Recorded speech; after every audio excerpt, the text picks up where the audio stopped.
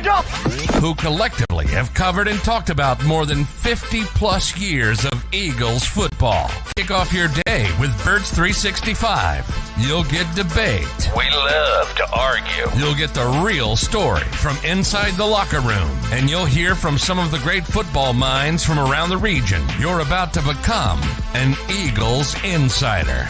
Get in the game. Join Jody Mack and Johnny Mack and join the football community that flocks to Birds 365. Birds 365 starts right now. Welcome to the NFL. Let's go! Let's go! Go!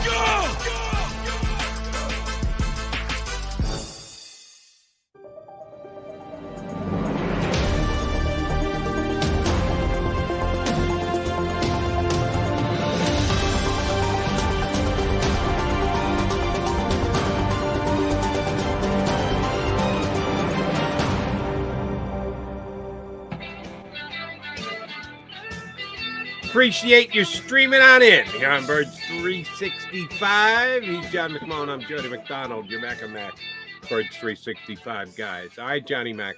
You and I were here the Monday after the Eagles got beat up by the Tampa Bay Buccaneers in the first round of the playoffs, and we said, now we got to wait 8 months. 8 months until the Eagles play another meaningful game. And then we went through the OTAs. We got down to single-digit weeks, only 9 weeks before the Eagles kick off against the Detroit Lions.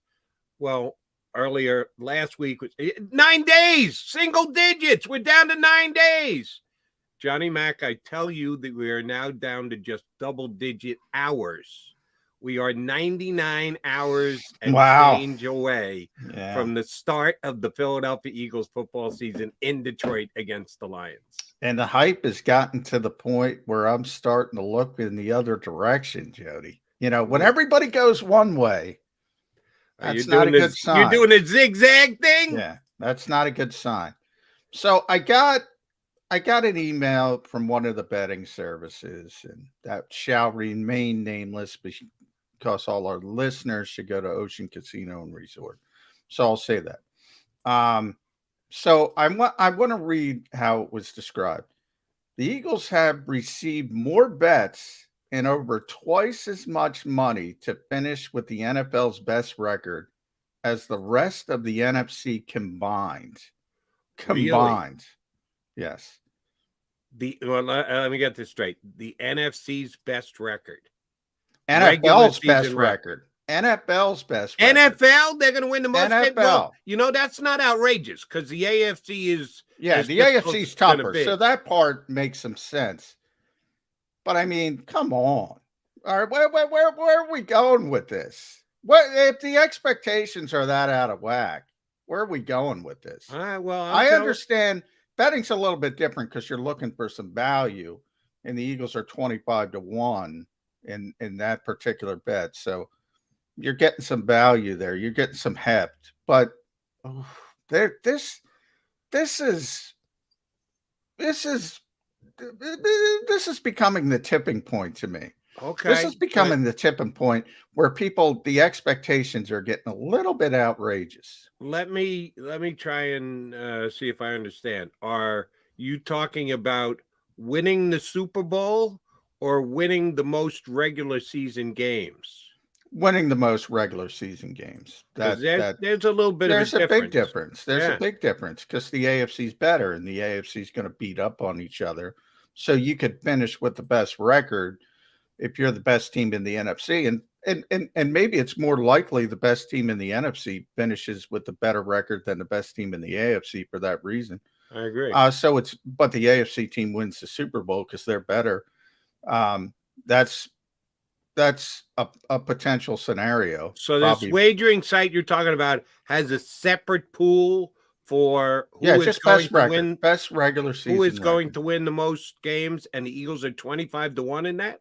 Yeah, Eagles 25-1 have received more bets. That's not an outrageous bet. I think that's a pretty good bet.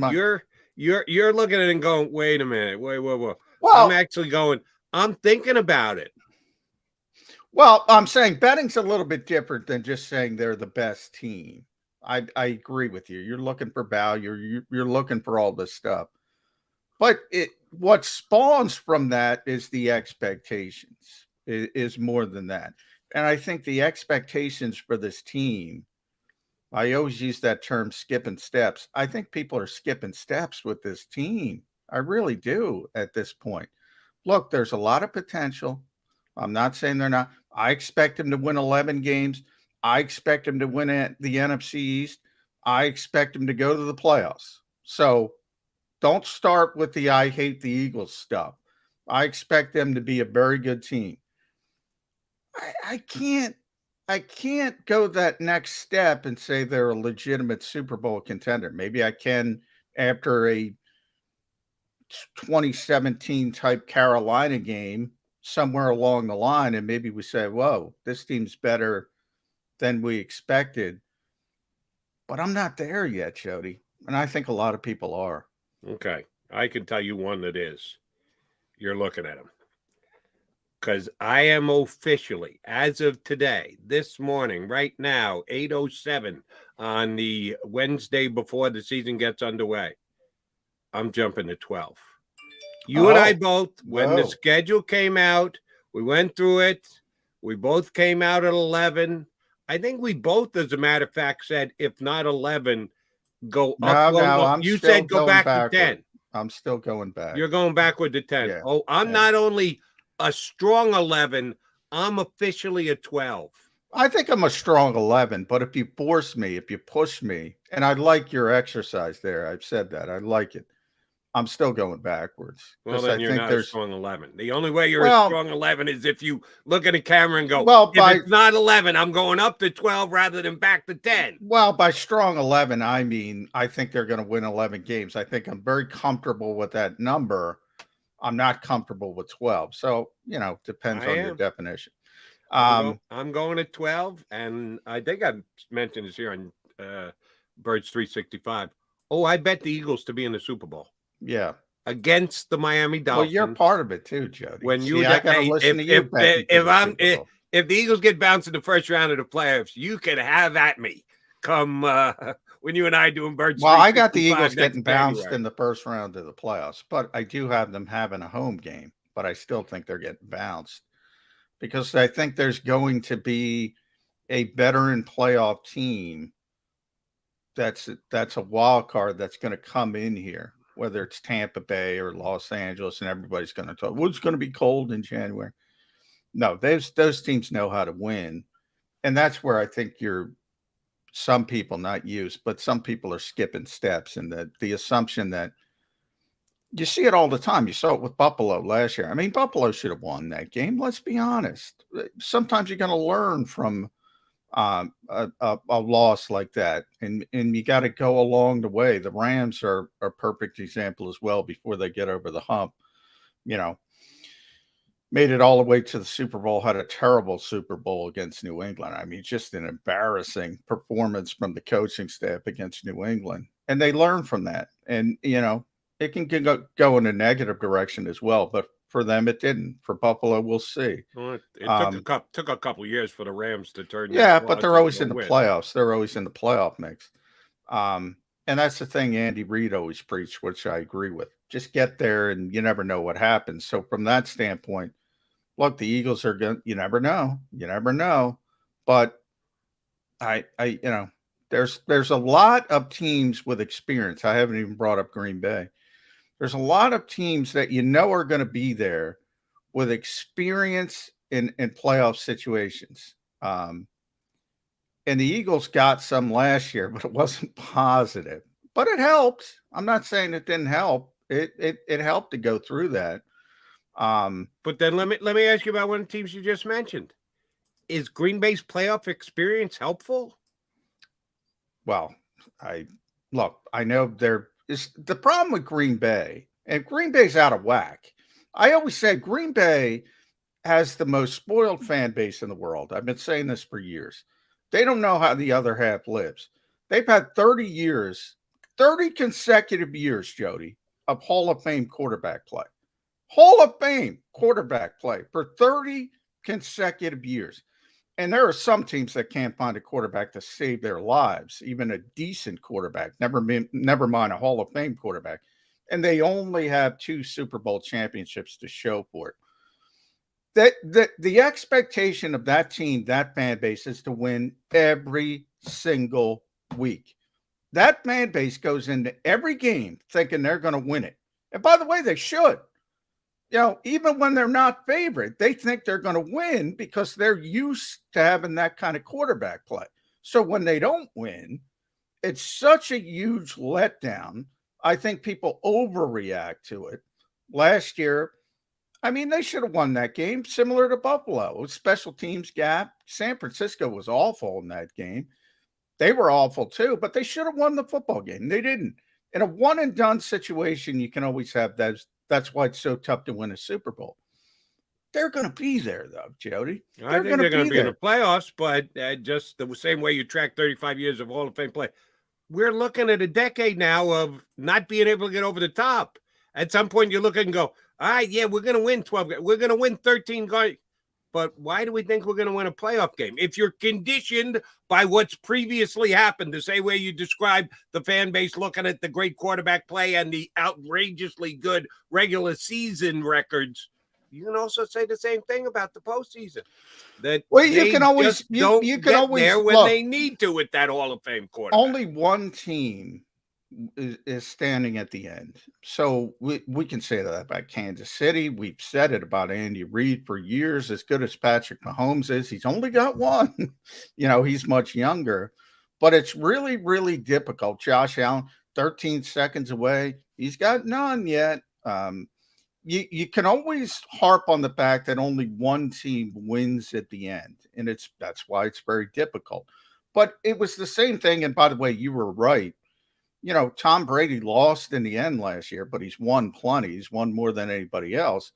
But you were right when it came into, you know, Eagles fans were saying, well, you know, that roster matches up. Some Eagles fans, that roster matches up better with so-and-so.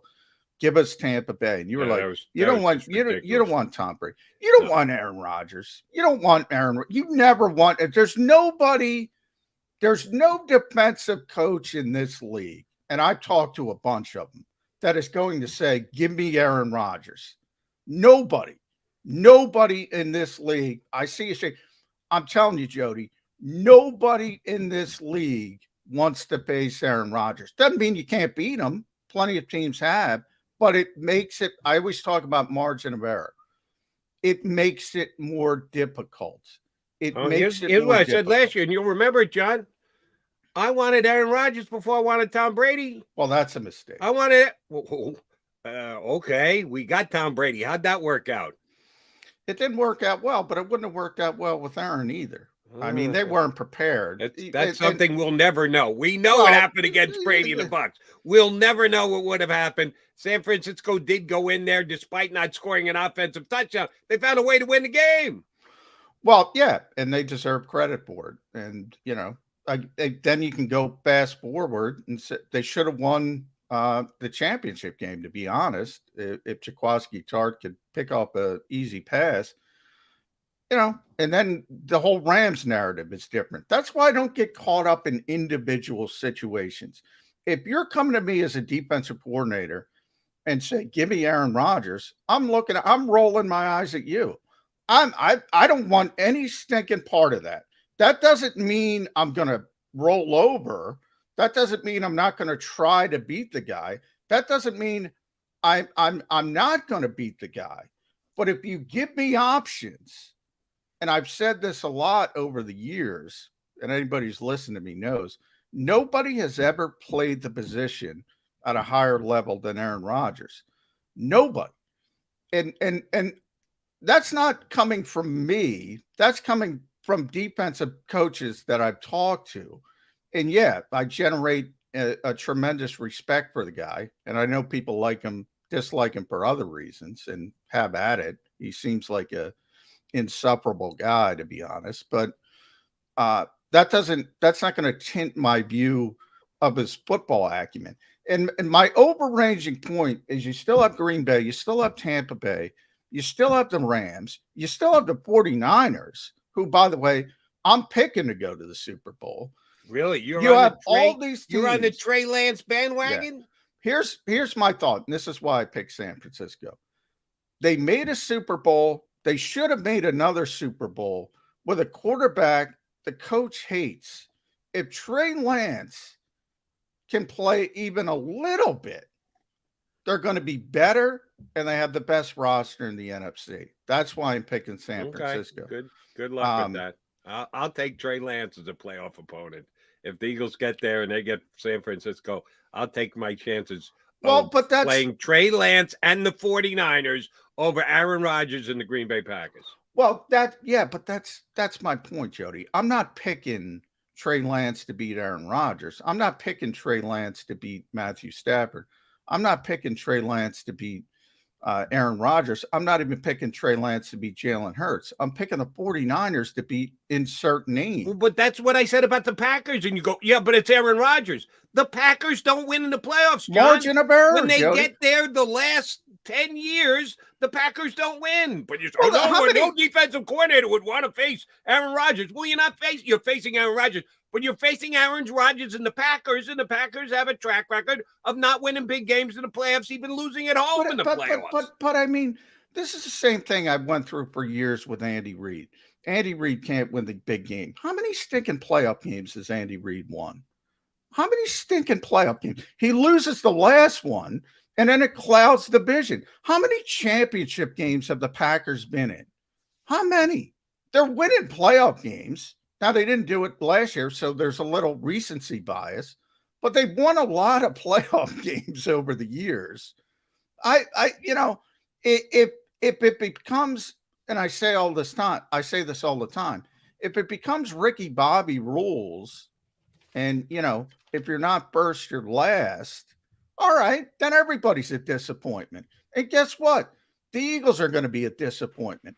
But I don't look at it that way. I look at, and this is when I talk about the Eagles offense, and we'll get into this, and we got our buddy Mike Gill already hopping in the green room. But I say the Eagles have to maximize their chances. They have to maximize their chances.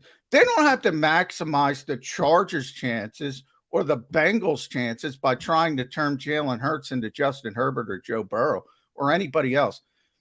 It's Nick Sirianni's job to maximize the Eagles' chances, not anybody else. Right. Some other teams have better quarterbacks, but the Eagles might have a better roster. So that's already what we're talking about. Because guess what?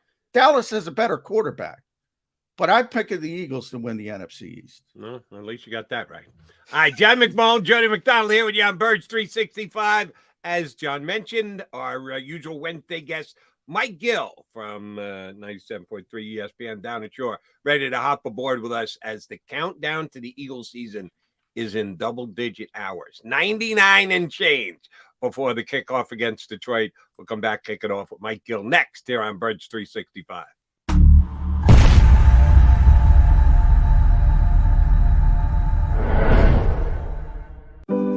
My wife was in an accident that changed our lives forever.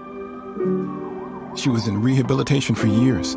She had to learn to walk again. She couldn't take care of herself. We couldn't afford a nurse. We were running out of options. One conversation with Pond Lee Hockey changed everything. They understood what we were going through and immediately helped us navigate the legal process. We can't thank them enough. Pond Lee Hockey. Tell us your story.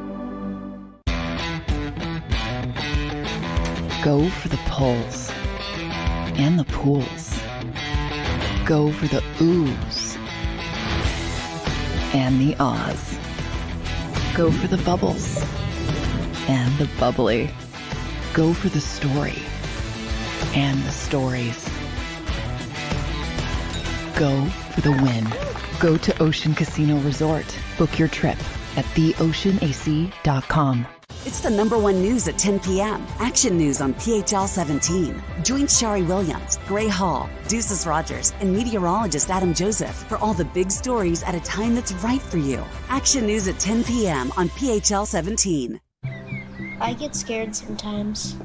Of a lot of things. Joining in. Decisions. The dark. The dark. But I once heard someone say, but as I always say, it's okay to be afraid. As long as you face the fear. And keep moving forward. Wherever you are in life, count on the name trusted in insurance for over 80 years. Independence Blue Cross.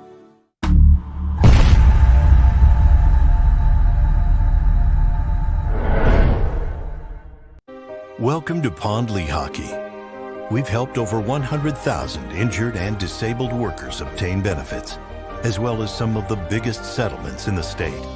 If you've been injured at work, give Pond Lehocky a call. At Stateside Vodka, every new customer gets the world's best rocks glass, free. What's that? A rocks glass? You're telling me that bottle is cut in half? You could say that. Holy shit. And you're telling me I can get one of these glasses for free? That's right. One free rocks glass per customer with each first-time purchase of Stateside Vodka. So good, it just disappears.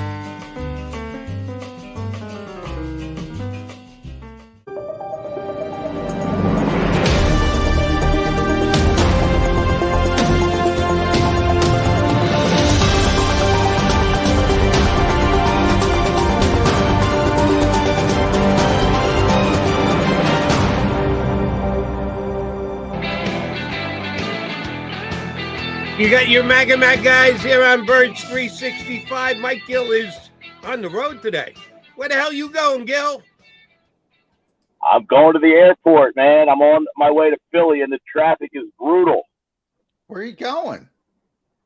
My girlfriend's going to L.A. I'm driving her to the airport. I'm on All right, airport. that's a good, that's a good boyfriend, Mike. I got to give you a plus, especially when you got to go all the way up to Philly from you. You know, if it's a little Atlantic City airport trek, that's not bad.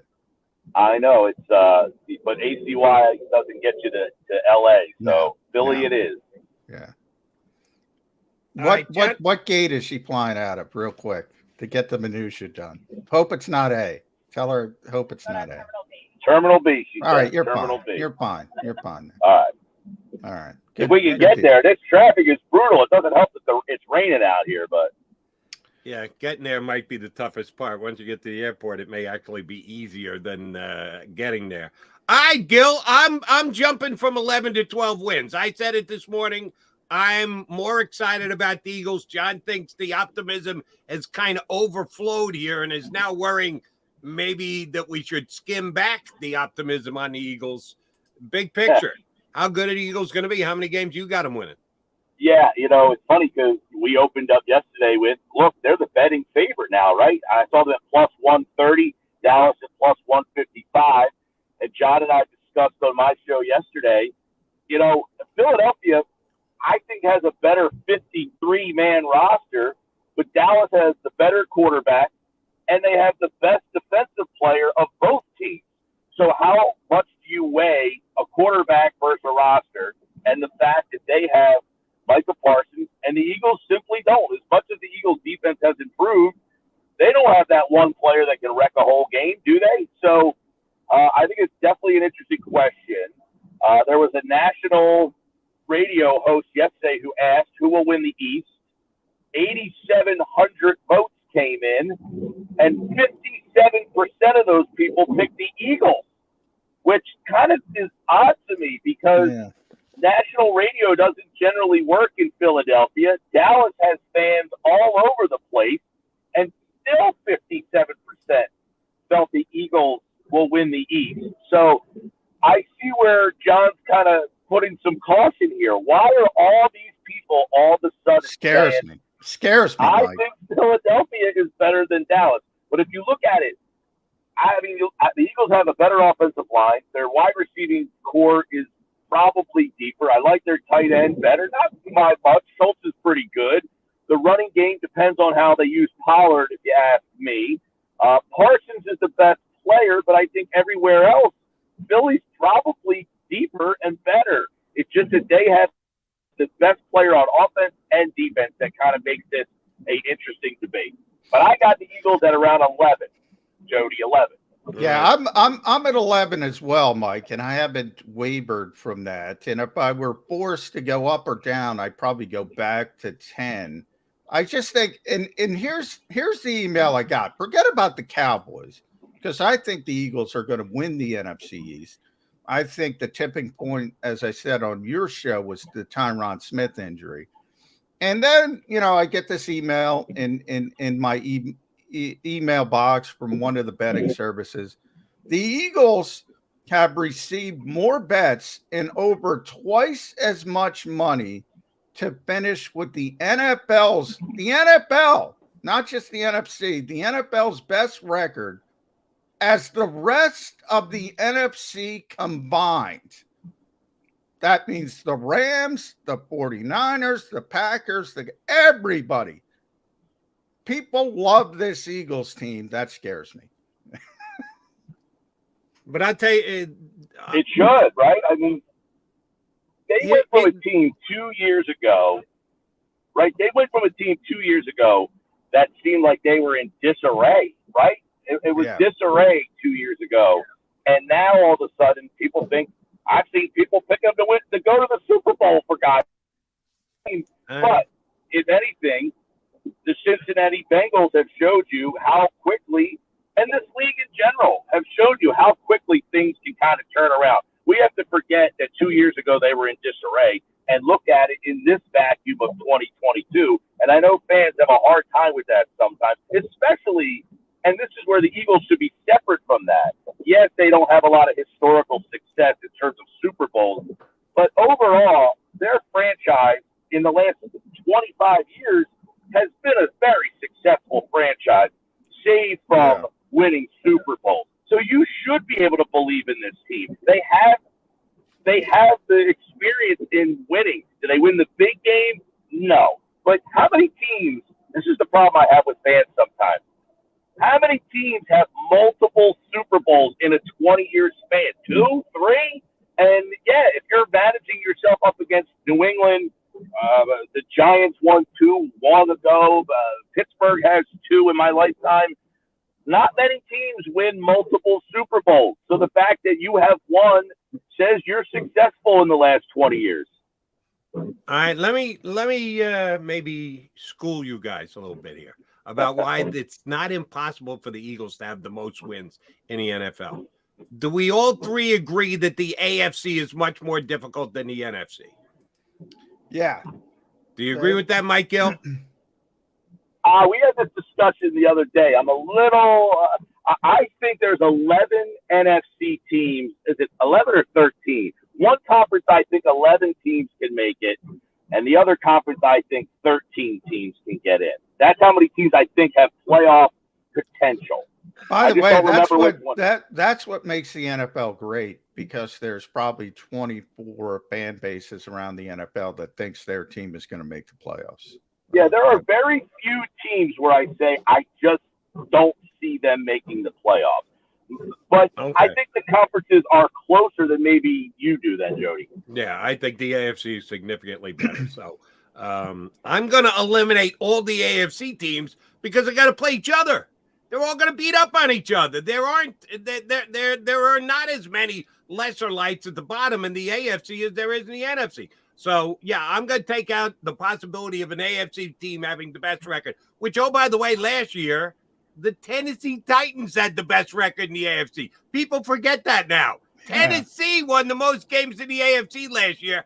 And, oh, by the way, the AFC got better this year when adding a Russell Wilson and eventually a Deshaun Watson, who's not going to help the Browns get anywhere, but it'll help them in the last 2 months of the season. So I'm putting the entire AFC to the side. Who's going to win more games than the Eagles in the NFC? Maybe the 49ers, maybe the Rams, maybe the Packers, maybe the Bucks. That's it. That's it. So you've already gotten the Eagles to the 4th spot of all the teams in football. If there's only 3 in the NFC who can win more. Johnny thinks San Francisco can. I'm sorry, I'm not as big Trey Lance believer as he is. But I'm going to say the Eagles are going to win more games than the 49ers. I'm not a big Trey Lance believer. I'm a big Trey Lance has got to be better than Jimmy Garoppolo believer. And that's already a good team. And, you know, you could have sort of a Kaepernick effect where they went to the Super Bowl with Colin because the rest of their roster, much like in Philadelphia, is so talented. So if people can look at Jalen Hurts and say, Jalen Hurts, Now he's farther along. He's played a full season, but still there's uncertainty at the quarterback position.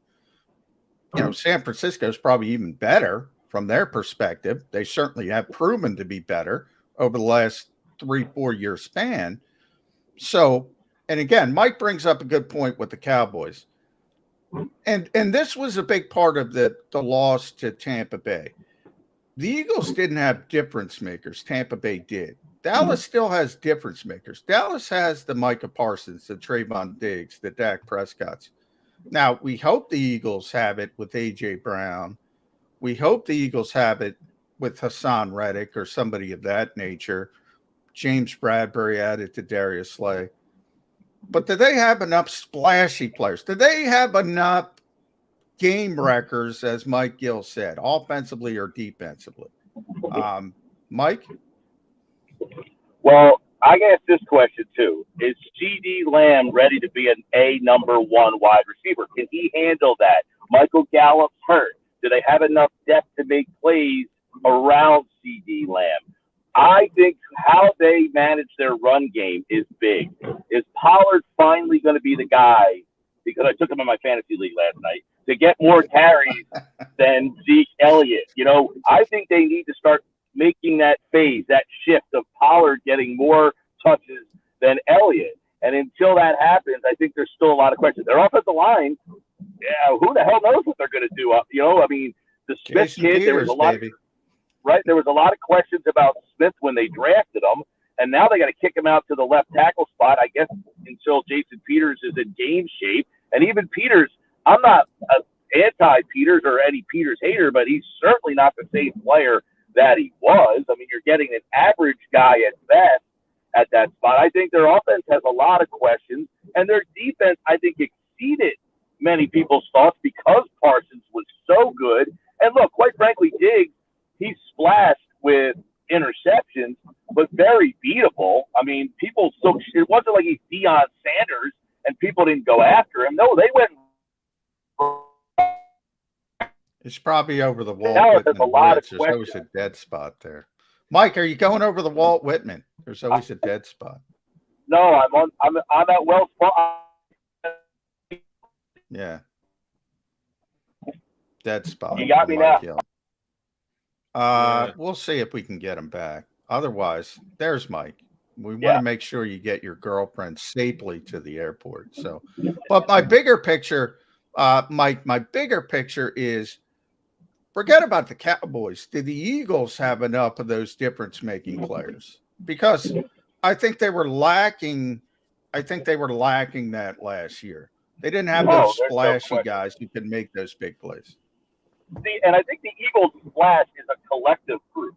With Dallas has CD Lamb, that's their guy. Philly has a couple of guys. Is one guy the be-all, end-all, that guy? Maybe not. A.J. Brown, I think he's just a tick below that A number 1 guy. But with him and Smith, now you have 2 guys that are really good. You throw Goddard into the mix, really good. I think their question is on defense. Who is the guy on defense that if I'm game planning for the Philadelphia Eagles, I need to make sure I know where number 2 is on the field at all times. And that's where I think they still maybe lack that splash player is on defense. So let me get this straight. You like CD Lamb better going into this year than A.J. Brown? No, that's my question, Jody, is can CD Lamb be an A number 1? I don't know. I don't know the answer to that question. I love that kid, man. I'm going to get in trouble with Eagles fans. I love CD Lamb. He may be able to do it, but last year he had Cooper, and Cooper took a lot of pressure off, and Lamb was very good. He wasn't A number 1, and now who's playing on the other side of him right now? Yeah, your guess is as good as mine because they lose Cooper and they lose Cedric Wilson, another guy that I like. So I think CD Lamb is going to draw. I think he's going to draw a lot of double teams this year. Yeah. Well, Exactly. I don't know where I don't know where Michael Gallup is. Obviously, the hope is you get him up to speed as quickly as possible because that's a good receiver. Jalen Tolbert's their 3rd round pick. I don't know what he can do. But yeah, I think CeeDee Lamb, I'm not saying he's better than AJ Brown, but I think he's in the conversation. I think he's at that level. I think he's a borderline top 10 receiver. I think they're in the same category for me. I think the kid's great. But I think the better comparison is CeeDee Lamb had his second year in the league last year. Can Devontae Smith do this year what CeeDee Lamb did last year for the Cowboys? I think so.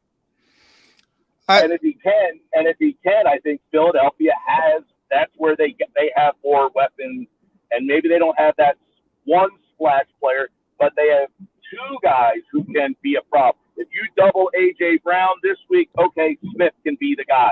I don't know if you double CeeDee Lamb. I don't know that Michael Gallup could be the guy for that week. Maybe he can. I mean, he's coming off an injury right now. He might miss some time. Dalton Schultz is another nice player, but I mean, to me, Dallas has a lot of questions with Ken Lamb kind of take on that role now as being the guy, as opposed to being he was in the Devontae Smith role last year where they had Cooper. Now they don't have Cooper, and I'm guaranteed. I would imagine, guys, that the coverage is going to change on him. Yeah, I with the Eagles' offense, like I've been I think everybody's expecting these huge numbers. Like, Jody said, can Devontae Smith do what CeeDee Lamb did? I don't know if you want him to. Can he be more impactful? Maybe, because I think the Eagles have to have a different type of offense. So if I throw out numbers like A.J. Brown has 1,100 yards and Devontae Smith is at 850 and Dallas Goedert's at 850, is that going to be disappointing for Eagles fans, or are they just going to look at the number of wins, which I hope is what they're going to look at? But, I mean, if you're expecting big fantasy football numbers from the third option in whoever you consider the third option to be, the Eagles consider it to be Devontae Smith. But if it's Devontae or Dallas Goedert, I mean, how much could you rightfully expect from a third option? Well, it's funny. What did Quez Watkins have last year? About 650 yards? I don't think anybody was talking about, like, wow, he had 650 yards, and he was the third option for the most part. If Devontae Smith as the second option gets 850 yards, you're right, John. People might say, he's not all that good. But it's not that he's not all that good. It's just there's only one ball to go around, and you have a lot of good options in this offense. I think for me, for Devontae Smith, I want to see what his yards per catch is. How many big plays does he have? Because last year, I think that's what was lacking from him, was making the big play, the down the field play, that game-breaking play, because there was so much attention on him last year that he just couldn't get free. I want to see him be more of a game breaker this time around this year than he was last year. He seemed like he was like a more of a possession guy than he was a big play guy. And I don't think that's really what fans were hoping for him. All right, Mike Gill, last one for me, and we'll let you get to the airport safely, bud. I'm here. Very specific question. This Sunday, 9 minutes to go. Lions versus Eagles. Don't know who has the ball, but somebody has it with 9 minutes to play. Are we in a one-score game? No, but it's 10 points, 13 points, 13 points. Oh, that's so even if the Lions have it, the Lions can't tie it. So the Eagles keep them out of the end zone, they win. Even if they score a touchdown, they get their hands on the ball, they run out the clock, they win. And it's not a one-score game with 9 minutes to go, is what you're telling me. No, I don't think so. And last night, by the way, I got to see Hard Knocks for the first time, the 5th episode. And it's Dan Campbell basically cutting everybody. And I will tell you this. I will tell you, like, that's one thing that I think is underrated in turning an organization around is the culture that is set. And it seems pretty obvious that the guys getting cut there felt that the culture in Detroit is starting to change. I don't know that means they're going to start winning. But, I had Joe Valerio on with me every Wednesday, and he told me, when he got cut by Kansas City, Marty Schottenheimer, they brought his wife in. They really had a conversation and thanked him for everything that he did. When he went to St. Louis, he said, people showed up late to practice. They showed up late for meetings. They showed up wearing clothes that didn't have the logo. Not so in Kansas City. And he said that's why Kansas City was a successful organization. And when I went to St. Louis, they just simply were not. Don't discount those things. And maybe Detroit's going in the right direction. That doesn't mean they're going to win a lot of games. But I think they play hard and they play tough because they respect that guy. As do I, but here's the deal.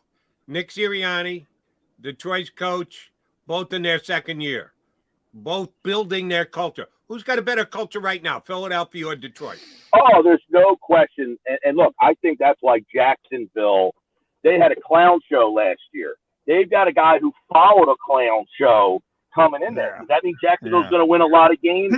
No, but I think they're going to start believing and learning how to do that kind of stuff. And I think Jacksonville has a shot. 17 out of the last 19 years, a team has gone from last to first. I think Jacksonville has a shot to do that because that division stinks. Yeah. Well, we see your girlfriend opening up the hatchback, so go do your boyfriend duties at Mike Gill Show, ESPN South Jersey. Drive time 2 to 6 every day. Tell your girlfriend to enjoy the beautiful people out in Los Angeles. I wish I was going to Los Angeles. I'll be going to Romulus, Michigan. She's surprising her father for his 70th birthday. Very nice. And her brother lives in Redondo. Her brother lives around the corner from my college roommate. How random is that? Wow. All right. Yeah. Well, tell your college roommate we said hi. Tell your girlfriend's father we said happy birthday, and make it back down to the shore safely. That's Mike Gill here with us on Birds 365. McMullen and McDonald continuing to roll. We got a good second guest coming up today, too. Gill in hour number 1. Hour number 2, I have no idea. I haven't read Marcus in a couple of days. Marcus is on the bandwagon too, man. He's with me. Eagles are going to win 12 games. Eagles have a chance. I don't know where he is. Is he that much on the bandwagon, Johnny Mac? I don't know where he is number wise, but his latest column on the Eagles was they're pretty good. I'll let him describe it, but it's about Howie Roseman and Nick Sirianni being cocky because they have the most talented team in the NFC East, and they should make noise in the playoffs. Is basically what Marcus is saying. So Marcus and I are similar, and we love having Marcus on because he doesn't mince words. He tells you what he thinks, good, bad, or indifferent. He'll tell you what he thinks. He'll tell us what he thinks when he gets back. When we come back, I have a very specific question for Johnny Mac. 2 words for you, Johnny Mac, and this will give you something to think about during the break. Contract extension. You should be able to figure out what question I'm going to ask you when we return. He's John McMullen. I'm Jody McDonald, the Mac and Mac Birds 365 guys.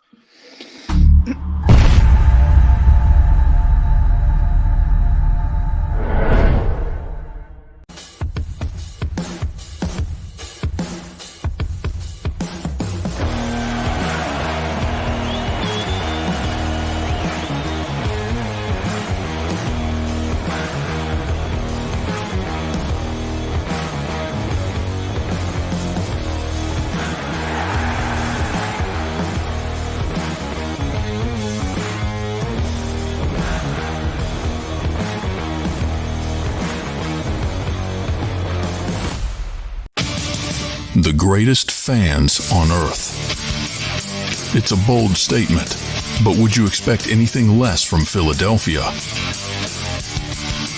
58 years of heartache creates a toughness, a grit, a resolve not found in most. Sure, our prayers were answered, but now that we've had a taste, we're looking for more. Pondley Hockey, official partner of the Philadelphia Eagles. Do you stream on a Roku, Fire Stick, Android TV, or Apple TV? Now you can watch 6ABC 24/7 with the 6ABC Philadelphia streaming app. The big story on Action News. Search 6ABC Philadelphia and start streaming today. Go passionately. Go fearlessly. Go confidently. Go Birds! Go confidently towards your goals with First Trust, Philly's hometown bank for nearly 90 years and the official bank of the Philadelphia Eagles. We're focused on getting you over the goal line. So go with conviction, go with trust, Go Birds! and go forward with us by your side. First Trust Bank, the official bank of Philadelphia dreams. Oh, and go Birds.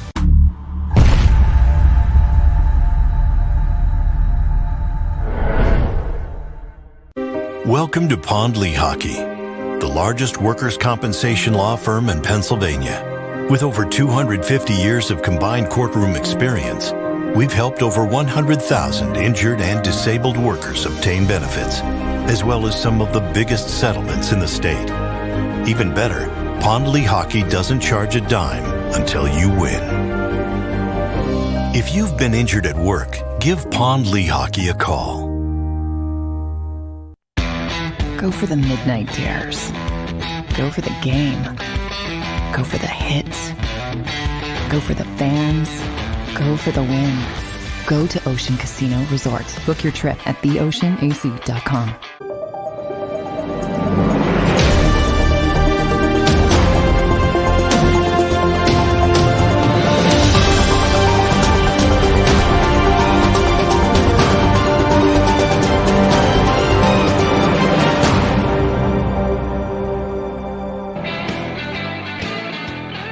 You got the Mac guys here on Birds 365. John McMullen, Jody McDonald, Marcus Hayes from the Philadelphia Daily News, and WIP is going to hop aboard about 20 minutes from now, somewhere thereabouts. Get Marcus up a little earlier than usual in hour number 2. Looking forward to talking to him. All right, Johnny Mac.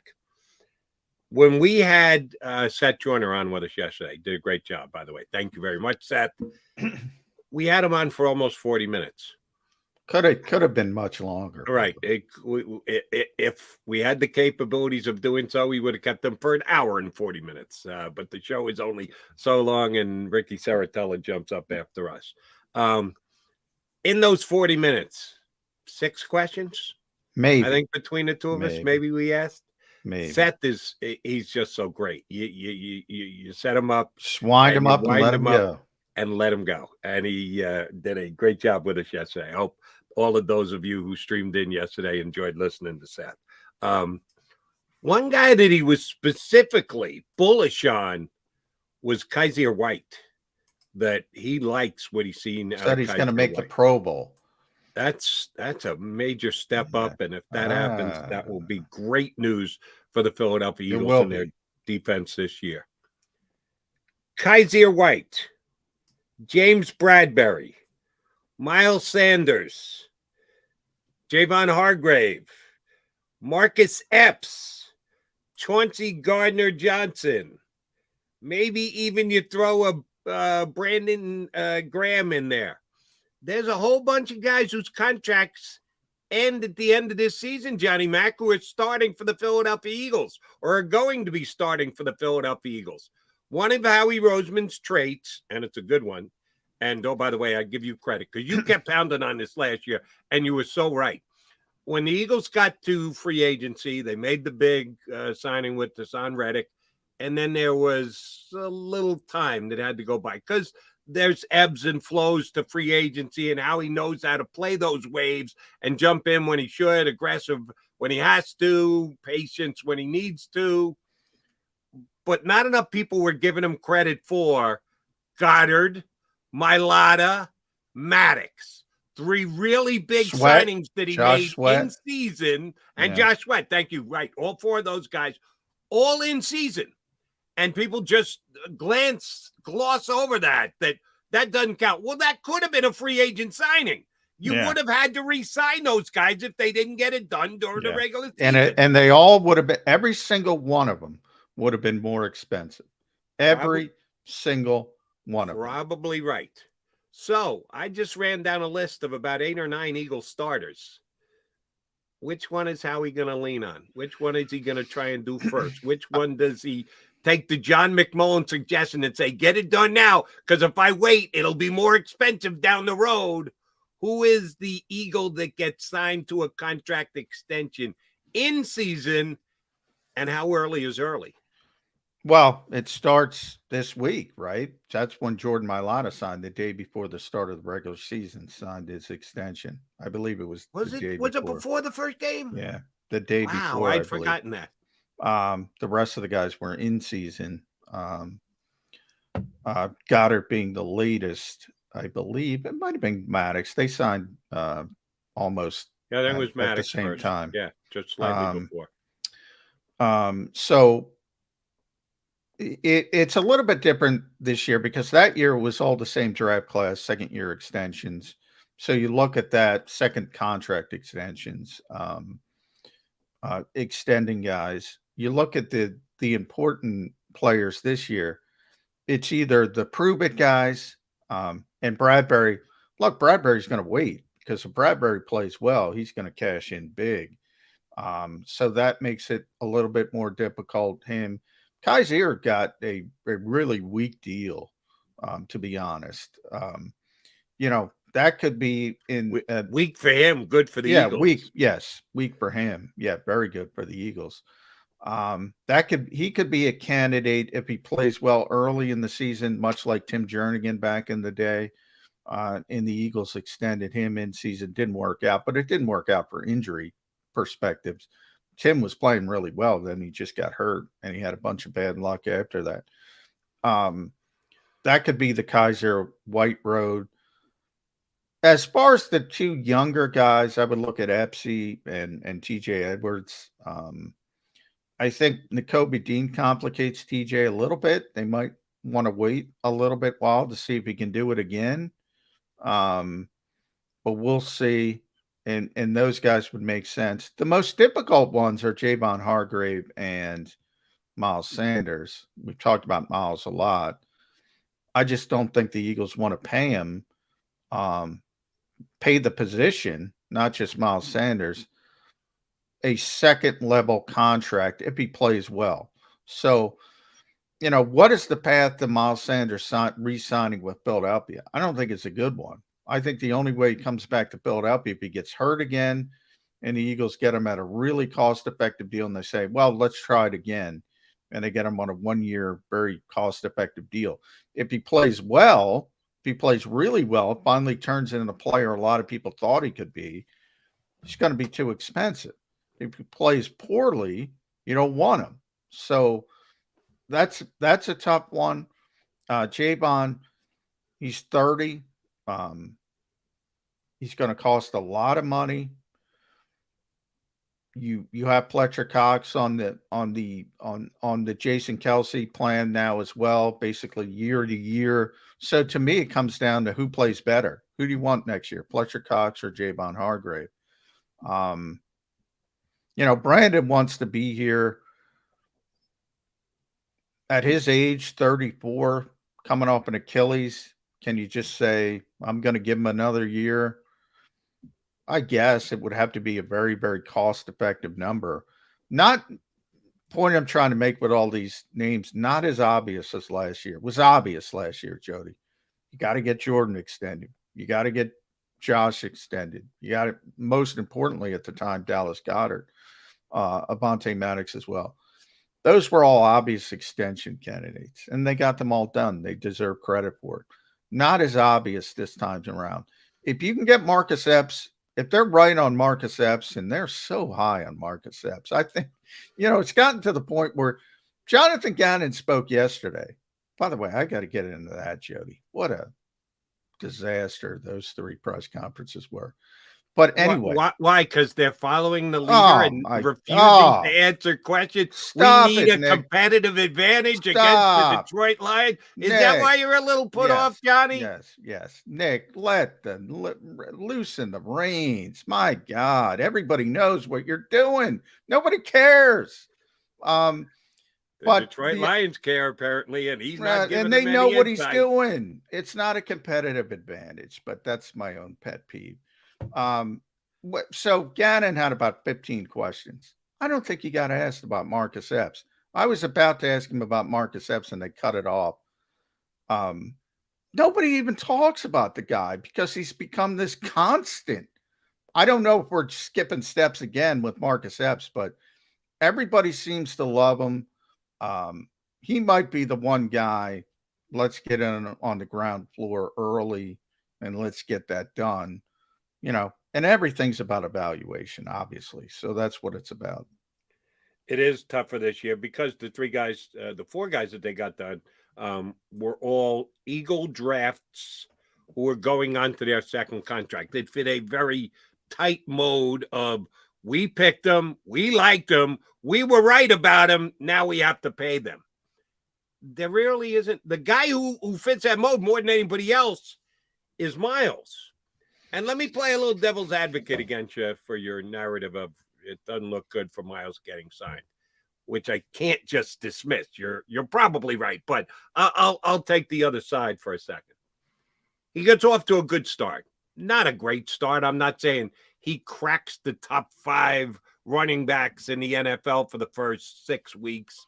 I'm not going to go that crazy because, I think the Eagles are going to try and throw the ball more than they did last year. But I think Miles is going to get his fair share of carries if he's healthy, which we're told he is. Was that another state secret yesterday? Whether Miles Sanders he's healthy. He's back at practice. Really? I've been telling people. Sure about that? Because they don't like to let you guys see, or they don't like to give out any information. Well, I'll give you an example. Last week on Thursday, Nick Sirianni, I think it was our buddy Tim McManus who asked him about Miles, and Nick said, wait for the injury report, something of that nature. I don't want to get in. I don't want to put timetables on that.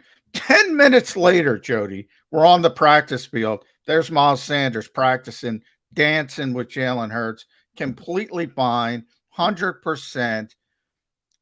There's an example, Nick Sirianni. I hope you're listening. 10 minutes later, we see it for ourselves. There is no competitive advantage. Drives me insane. I would tend to agree with you. I feel the same with you on that. But let's say Miles is in the top 10 of rushing in the NFL, 6 weeks in, and the Eagles are running the ball when they running it effectively and mostly with Miles. The offense is going the way they want. They're throwing it more than they did last year. Last year, 54%. I got the number written down here. It was 53 and change to 46 and 47 and change. They threw the ball less percentage-wise of plays run than anyone in the National Football League. 32nd in the amount of passes that they threw as compared to running plays in the entire league last year. That's going to change this year. So Miles isn't going to be busting out, breaking into the top 5. But let's say he's in the top 10. And the Eagles are running it less. And Miles is playing well. And, oh, by the way, he's healthy for every single snap for the first 6 games. Does Howie at least engage with his agent? Does he say, listen, we're not going to make Miles a top 3, 5, 10 back. But here's a good above the median per average year salary scale for a guy like Miles Sanders with some pretty good guaranteed money. Do they at least have that conversation to see if Miles wants to stay in Philadelphia, or does Miles' agent, they have the conversation, Miles' agent goes, no, I'm doing well. I'm taking this to free agent. I'm going to go let the market be set by the entire National Football League. Is there not a chance for a conversation if Miles is playing well and staying healthy for the first quarter to half of the season? Yeah, I mean, Howie's always going to have the conversation, but Howie's going to try to get it at under market value. So, yeah, I mean, the real question is, does Miles have a bad agent? I mean, if he has a really bad agent, he's willing to take under market value in that type of instance. Sure, the Eagles will jump on that. I just can't see it happening. That's why I said if he plays well. Let me ask you a question. And I know you had a good, stated this earlier. Those guys that signed last year, there's a chance that, I don't know if Sweat would have gotten more. Because he didn't exactly kill it in the second half of the season. Mailata did. Maddox was probably Maddox. Howie didn't rob anybody blind last year. He robbed Mailata blind. He robbed Mailata blind. At that position, he robbed him blind. Dallas Goedert. Mailata was a 7th-round pick. I'm telling you, if he would have hit free agency, Jody, I mean, Sweat as well at his age. Now, you know what? With Sweat more because of the injuries, because of the knee, maybe we'll put him to the side. They all would have got more money, all of them, even Sweat. But there's at least a little bit more concern. And that's why the Eagles do it the way they do it. You know, if you look at the top paid running backs, you can forget McCaffrey and Elliott and Kamara and Cook and Derrick Henry, Nick Chubb. I'm looking at the top. These are the top paid. 7 is Aaron Jones, 12 million average annual value. Joe Mixon's 12. Saquon, it really drops off between Joe Mixon and Saquon. Right. Which is still 7.8. And then Nyheim Hines, right? All right, good player. Miles could be Nyheim Hines, not from a pass catching perspective, but from an overall value perspective. He's at 6.2. The Eagles aren't paying 6.2 at running back. They're just not. They just don't value the position. They don't value the position. And I think Miles knows that. Miles' agent certainly knows that. But let me ask you a question, John. Who in the league is going to? Oh, there's always somebody, because there are teams that, and that's why you have those names. I just mentioned the names, right?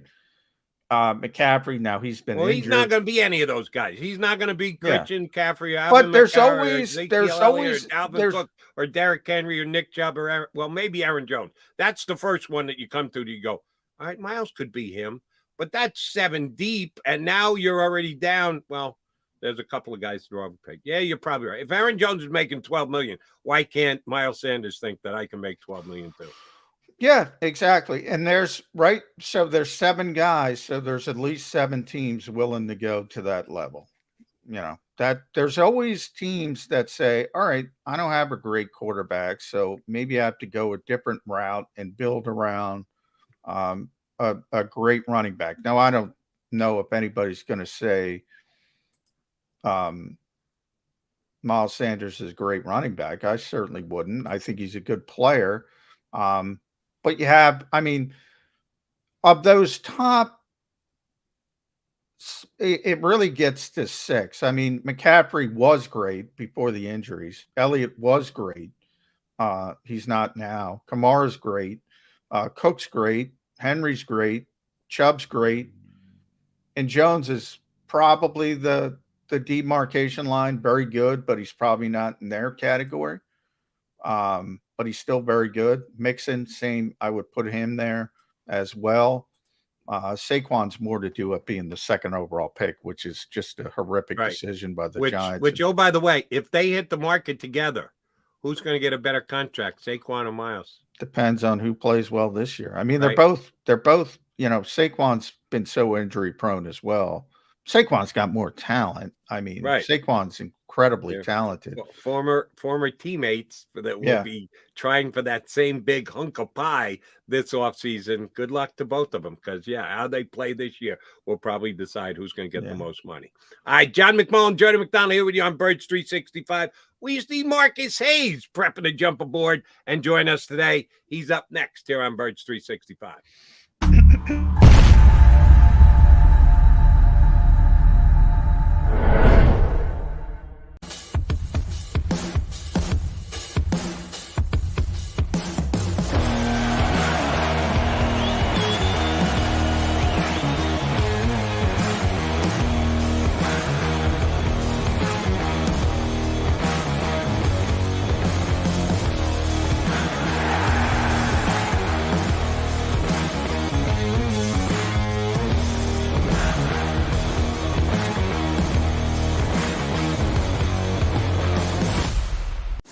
Philadelphia fans, were cut from a different cloth.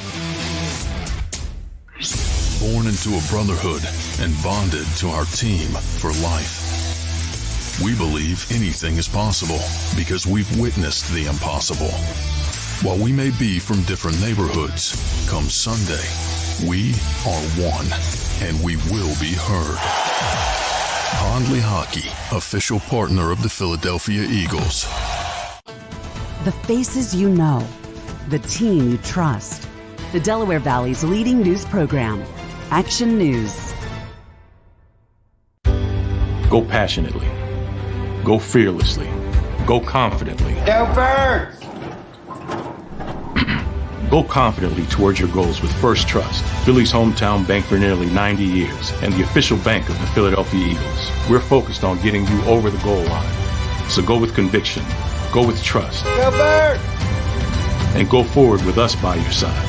First Trust Bank, the official bank of Philadelphia dreams. Oh, and go Birds.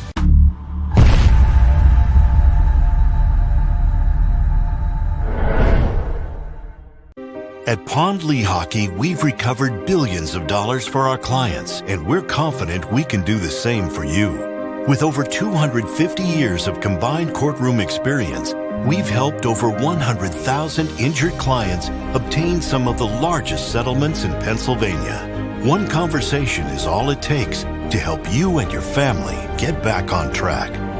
If you've been injured in an accident, give Pondley Hockey a call.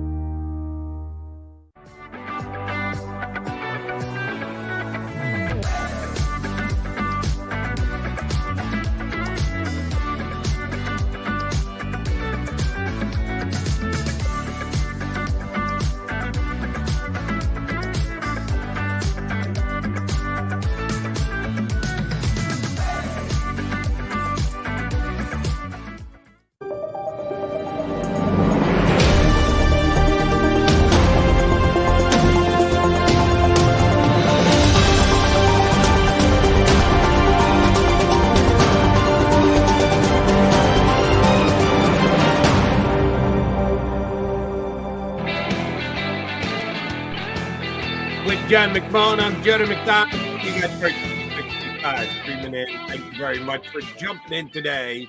We also thank our next guest. Always good to get Marcus Hayes, Daily News WIP, on to give us non-mincing words opinions. That's what Marcus brings to the table. Doesn't mince any words, and that's why we love having him on.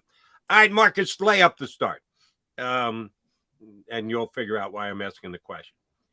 If Jordan Mailata should turn an ankle in game 1 against Detroit, who are the Eagles putting in at left tackle? It's not a layup at all. I mean, I'll go on a tangent here. One of the most frustrating things about covering these guys who've never held real jobs before is they think they're smarter than everybody else in the league. If you can't tell me who your backup tackle is because it's a competitive advantage for the other team, then that just shows me that you are an absolute clown. That's why I said it was a layup, because I knew you were going there, because you think that way, John thinks that way, I think that way. Come on. You're a laughing These state secrets they're keeping from us. Oh, my Lord. Marcus, we heard that so many times yesterday. I guess it's Driscoll, right? But I think they're going to elevate LaRaven Clark. Okay, whatever. We'll see. But I mean, the Detroit is not like, oh, my God.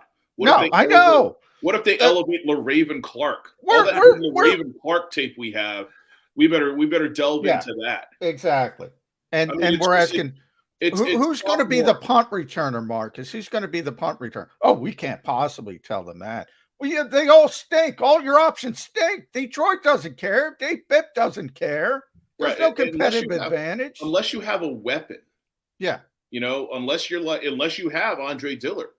And you're like, okay, well, we're not sure if somehow there was a question going into yesterday about who your left tackle was and Andre Dillard hadn't broken his arm, then okay, you can argue that there's a competitive advantage that Andre Dillard might have fallen behind LaRaven if LaRaven was, if LaRaven was active. Yeah. But this is it's amateurish, it's sophomoric. It makes them look like absolute clowns, and it makes them look really insecure. It makes them look like they don't know how to ride the bike. And if they were to have, say, Darius Slay back there returning punts, okay, that would show them. They're not going to do that, though. It's going to be Britton Kobe or Boston Scott or Quez Watkins, and nobody cares. And you're right, Marcus.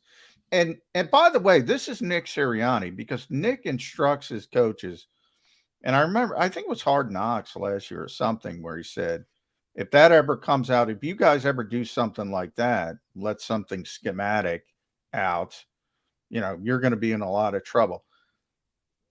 They do things so simply. Defensively, they run, I've been saying it for months, they run Vic Fangio's scheme. So does half the league. Everybody knows it. They're not hiding anything. Offensively, it's RPO heavy. It's college based. It's 1, 2, 3 progression. Go. Who are they fooling? Where is the competitive advantage? They don't run motion. What are we talking about here? And I know you, and I agree with you, by the way. It's a very talented team. Howie's done a great job building this roster. There is a bit of cockiness, a bit of haughtiness, I think, for this team. They think they're good. They're probably going to be good. But why? Why? Does this at the end of the day, it probably doesn't matter. But why? Well, there are two entities on this team who have shown themselves to be demonstrably not good at their jobs a couple of different times. That's Nick Sirianni and Howie Roseman. And nobody's cockier than Nick Sirianni and Howie Roseman. I mean, Howie Roseman did a horrible job after the Super Bowl and did such a bad job before they went to the Super Bowl that Jeffrey Lurie made him hire two guys who understood how to evaluate talent, and Andy Weidel and Joe Douglas. I mean, the insecurity and the immaturity of how they're acting and what their policies are right now is really disappointing. Because Howie's not a bad guy, and Nick seems to be a pretty decent guy, but they're making themselves look like they're just making themselves look bad, and they're doing it on a consistent basis. And when Doug did the same thing, Doug Peterson did a lot of the same stuff in front of the microphone. He's very defensive. He's very insecure. And when it came time to defend Doug, nobody was willing to, because he had condescended to the degree that it wasn't worth your time to defend him, even if fairness was sacrificed. Marcus, who is the September, what's today's date? 7th, 2022 equivalent of Andy Weidel or Joe Douglas on the Philadelphia Eagles right now? There is none. It's all Howie. Okay. Well, but do we think Howie's doing a good job? I don't know. I mean, the big thing Joe Douglas brought, and Andy Weidel to a degree too, is they were really good at evaluating veteran talent. When they went to the Super Bowl, they didn't go because Derek Barnett blew everybody's doors off. They went because they had veteran running backs that Andy Weidel and Joe Douglas acquired. And Howie gets a lot of credit for that, but that wasn't Howie. The difference between the 2016 team's mistakes and the 2017 team's successes were the addition of veterans who played well, including Nick Foles. And that was Jeffrey Lurie. So all that said, Howie Roseman is in charge, so he deserves the credit. No moves are made without his final say, but we don't know whether Howie has had a good year or not. Hassan Reddick might have 5 sacks. He might have 15. Well, since we've gone down this Howie road, we know that there was tremendous turnover in the Eagles front office this year. And it was ironic because they've lost so many people over the past few years, really, Marcus. Because they wouldn't give out that assistant GM title. The NFL is very weird with their rules as far as blocking people where they can go for potential promotions. But essentially, they wouldn't give that title out. And then they gave the title out to two people that were sort of off the radar. They're not personnel people. Alec Calaby, analytics background mainly. John Ferrari is sort of the football compliance guy, very good with the rules and things like that. Is that some of that what you described as insecurity in the fact that, if there's no Joe Douglas as assistant GM, if there's no Andy Weidel, if there's no Brandon Hunt, whoever, personnel guy, Brandon Brown who left, Ian Cunningham who left, is it purposeful not to put a personnel guy in that assistant GM title? Right. You block your personnel guys, excuse me, from becoming assistant GMs. And at this point, Howie's still getting feedback, right? But he's not getting official feedback, and his two lieutenants aren't going to the Senior Bowl and checking out the grunts grinding in the trenches. So look, this is all Howie. Howie has reascended despite firing a Super Bowl coach to appease a quarterback that he ticked off by drafting another quarterback in the second round, which shouldn't have ticked him off, but Howie should have been able to see that coming. His mismanagement of the 2020 and 21 or 2019 and 21 Eagles was epic. And he has somehow reascended higher than ever. He has complete power, complete control, and Jeffrey Lurie has stepped back. Well, I would tell you that Jeff Lurie had a big hand in firing Doug Peterson. I don't know that was Howie. I think that was more the owner. Well, you have to be able to manage up. If you think Doug Peterson should have been fired, then this conversation's over. That's fine. But Howie Roseman has to be able to tell Doug Peterson you shouldn't fire, or tell Jeffrey Lurie you shouldn't fire Doug Peterson because of Carson Wentz. Or you shouldn't fire Doug Peterson because he wants to hire his own assistants, or whatever combination of things. Doug Peterson's a good football coach, and he's better than Nick Sirianni. So that said, Howie Roseman, if he's responsible for everything else, he's responsible for managing up as well. And, I don't think he did a very good job of that in some instances, but in saving his own skin and elevating himself, he's been masterful at it. He certainly has.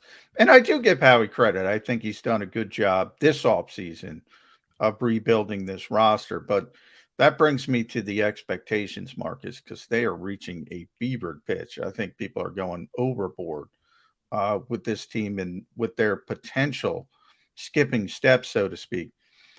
Now, if we all talk about the quarterback, and that's obvious. If he doesn't progress, that could probably create some underachievement. Injuries is always a big part of the NFL. That's what the NFL is. It's a war of attrition. So I'm going to take those two off the table because you've mentioned this coaching staff.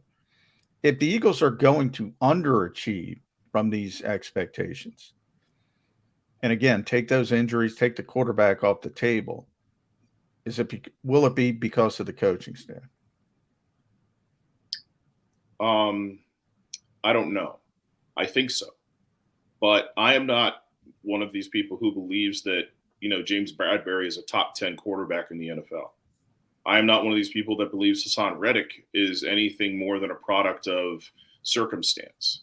I think he's good, but I don't think he's Pro Bowl level good. I don't think he's going to average 35. He's going to aggregate 35 sacks over 3 seasons because he'd need 12 this year to get that, right? I think the coaching staff is scared of itself. I think it's scared to fail, and I don't think that you can win that way. The biggest issue I have with what you just said is that I believe in 2020, Carson Wentz was so bad that the rest of the team looked worse around him than it should. I believe in 2021, they had the best offensive line in football, one of the better defensive lines in football until Brandon Graham got hurt, and played in maybe the worst division in the history of the NFL. So I picked them to win 11 or 12 games last year. I think they underachieved mainly because the coach didn't understand what he lacked in his quarterback. The quarterback wasn't very good, period. So I guess my issue is I think they've underachieved the last 2 years, and the coaching staffs were different. All that said, I think they're a 11 or 12 win team if they can just manage opposing quarterbacks. To me, it's not Jalen Hurts. You know what you have in Jalen Hurts, and you can work around him. He's not going to lose you many football games.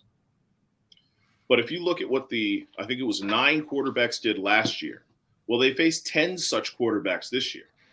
Let me see. We've got Minnesota, Washington twice. Carson Wentz was very, very good the first 2/3 of last season.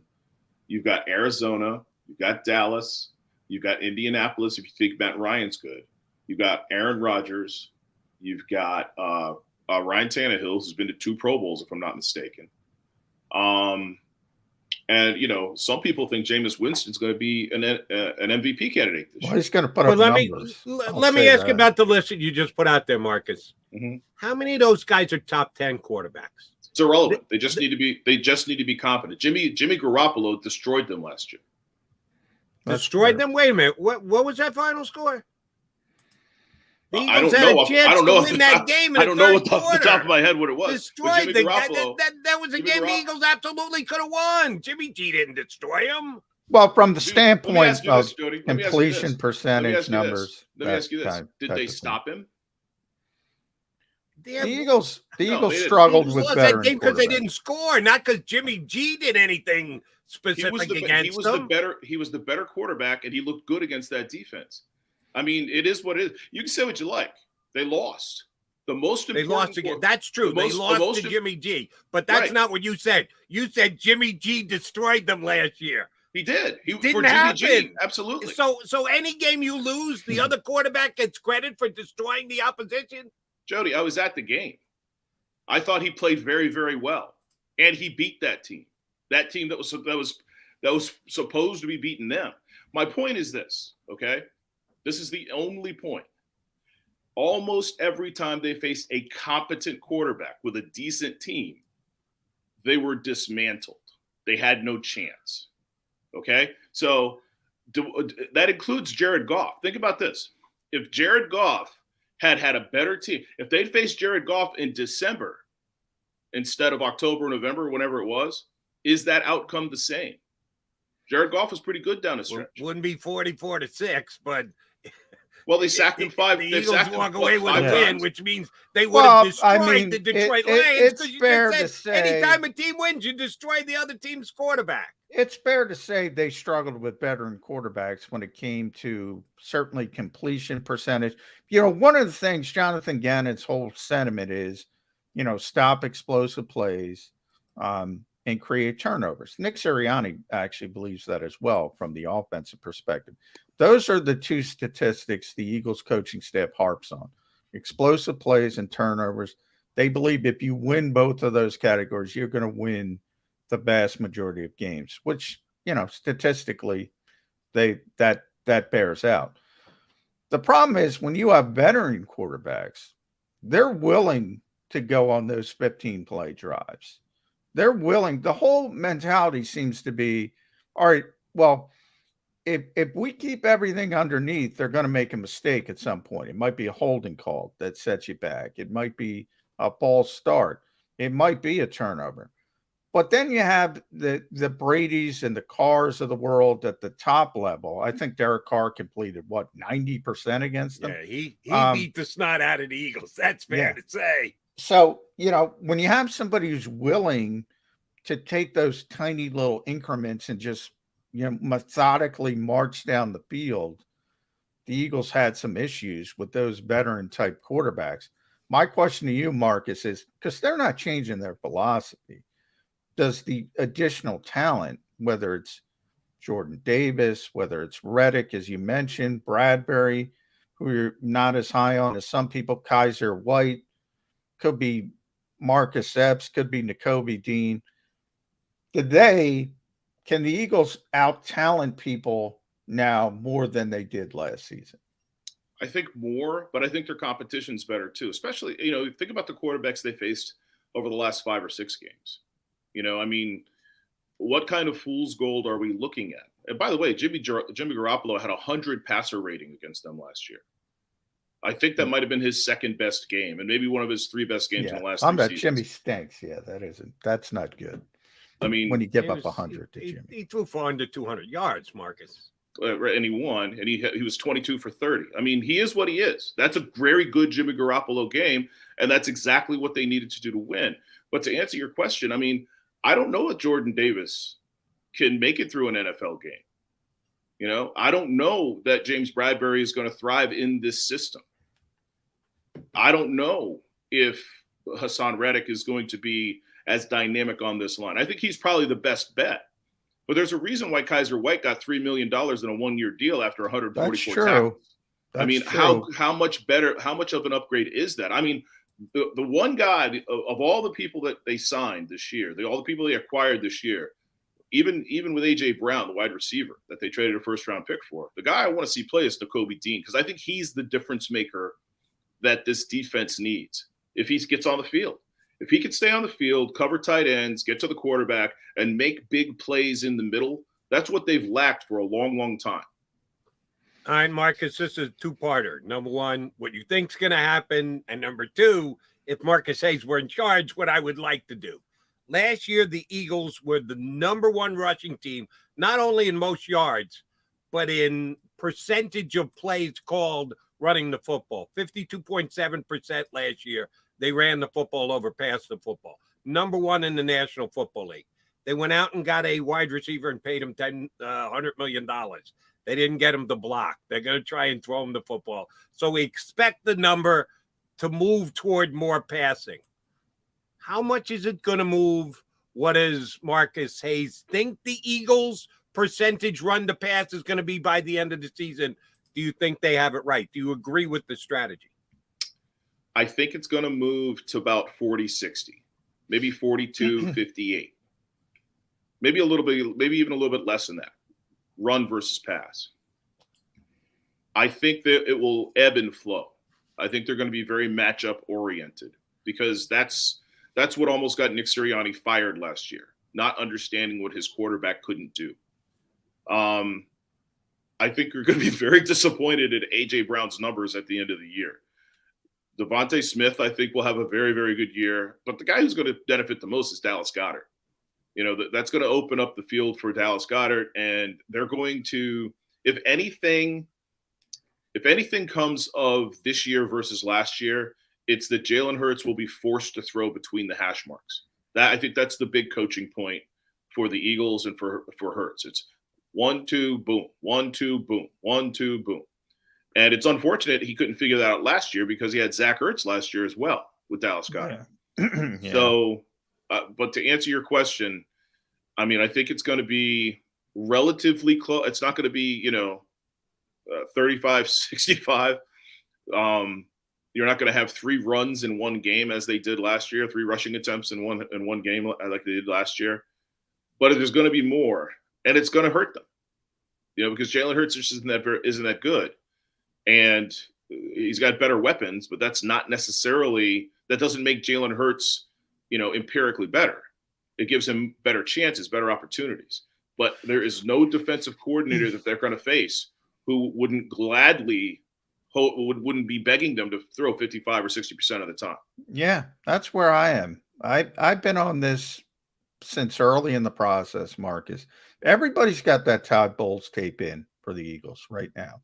And they're seeing what Todd Bowles did against Philadelphia. Now, some don't have the talent to replicate it, but they're going to try. My issue, and you said Jalen's not that good. I'm not going to go that far. I think he's a competent NFL starting quarterback, but I think he's a very unique one. And I think you have to accentuate what he does well. And we all know what Jeffrey Lurie wants and what Jeffrey Lurie believes, and he wants the high-octane passing offense, and I agree with him. That's the easiest way to win in the modern NFL, but they don't have that quarterback right now. So if they just say, we're going to throw the ball more because we have A.J. Brown, is that doing a disservice to Jalen Hurts? In other words, he can be more impactful in the same offense that was successful at the end of last season because he has better talent. But assuming he's going to turn into Justin Herbert or Joe Burrow, and we're going to throw the football all over the lot, I think that's doing a disservice to Jalen Hurts. Am I wrong on that? No, of course not. I mean, but let's understand what the NFL's about, okay? If you're a head coach, if you're an offensive coordinator, if you're a quarterback's coach, and you go to a team with a young quarterback who's raw, if that quarterback doesn't progress, then you get fired.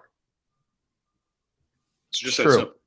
I mean, they are all in on Jalen Hurts. Howie Roseman's all in on Jalen Hurts because he picked him and he screwed up the chemistry of his team. Nick Sirianni's all in on Jalen Hurts because, look, think of all the quarterback gurus, including the guy they fired, who just got hired to coach a young quarterback in Jacksonville. Shane Steichen, this might be his last shot as an offensive coordinator. And Brian, the quarterback's coach, Brian Johnson. I always want to call him Brian McDonald for some reason. I don't know what's wrong with me. It's probably Jody McDonald on my mind. Could be, yeah. I take the blame. That's not I got big shoulders. But those guys, if Jalen Hurts doesn't progress, take a big step in his third season, his third full season being coached at the NFL level, he's not a full-time starter for 3 seasons, but he got coached a lot as a rookie by a good staff. If he doesn't take a big step forward in his third season, then you can not only is it his future that's in question, it's his offensive handlers' futures that are in question. All right, Marcus, let me get your read on a team that the Eagles will not be playing during the regular season, may play in the playoffs, one of the better NFC teams, and that's the San Francisco 49ers. My partner has them potentially going to the Super Bowl this year. You just said you think Howie Roseman screwed up the team chemistry in 2020 when he drafted Jalen Hurts. How's the chemistry going to work in the quarterback room for the 49ers this year when Jimmy G, a guy who I think you actually consider a player, is sitting there as the backup to a kid who's done nothing so far in his NFL career, and they bring Jimmy G back to be his backup? How is that chemistry going to work for the 49ers this year? Well, obviously it's not ideal, but Jimmy G's not Carson Wentz. The X factor in all of this is that Carson Wentz is insecure. Jimmy G's not insecure, Well, no, but the question is Trey Lance insecure? No, I think the issue with the comp was Carson versus Jimmy G, and the situation. The comp is the starter against a starter, and the starter was Carson Wentz, and the starter is Trey Lance. Well, I've answered your question. The answer is Jimmy G is not Carson Wentz. Jimmy G can handle it. Carson Wentz couldn't. No. Yeah, Carson. Carson had some insecurity issues. We'll use that term as well. I think Jimmy knows his lots, and by redoing his deal, he's got a better opportunity to force a trade and get another opportunity somewhere else to be a starter. Nobody was going to pay Jimmy Garoppolo the money that was on his original contract to be a starter. So they do the best they can. Kyle Shanahan, I think, handled that situation horribly. And I love Kyle Shanahan as a coach, but he would throw Jimmy under the bus on the regular. You're not creating trade value by doing that. But that's a very good football team. And I'm picking them to go to the Super Bowl, Marcus, because I don't know if Trey Lance can play at all. I'm not a Trey Lance fan. I think he's got to be better than Jimmy. And they made a Super Bowl with Jimmy, and they should have made another one with Jimmy because the rest of their talent is so good. In a lot of ways, and I'll bring this back to the Eagles, and last one for me because I know you got to run down to the NovaCare complex. And follow Marcus at Inkstained Wretch on Twitter.